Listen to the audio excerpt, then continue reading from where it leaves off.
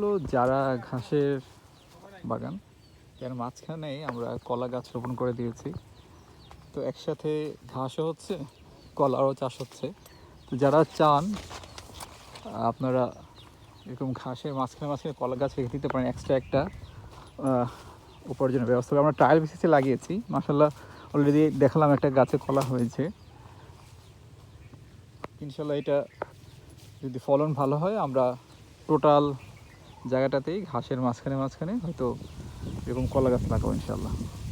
এই যে এখানে দেখতে পাচ্ছেন কলা গাছে মাশাআল্লাহ কলা হয়েছে এবং বেশ কয়েকটাতেই মাশাআল্লাহ কলা হয়েছে।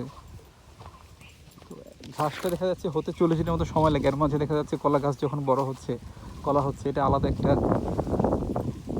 সুযোগ আপনার ব্যবসার মাঝখানে হয়তো হয়ে গেল।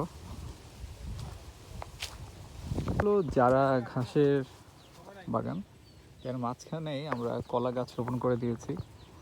তো একসাথে ঘাসও হচ্ছে, কলারও চাষ হচ্ছে।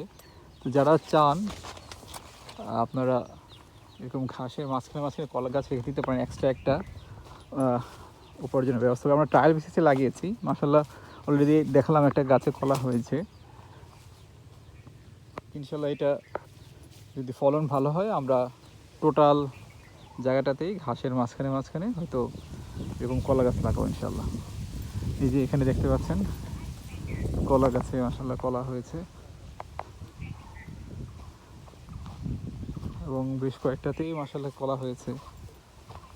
তো ঘাসটা দেখা যাচ্ছে হতে 40 দিনের মতো সময় লাগে, এর মাঝে দেখা যাচ্ছে কলা গাছ যখন বড় হচ্ছে, কলা হচ্ছে, এটা আলাদা একটা সুযোগ আপনার ব্যবসার মাঝখানে হয়তো হয়ে গেল।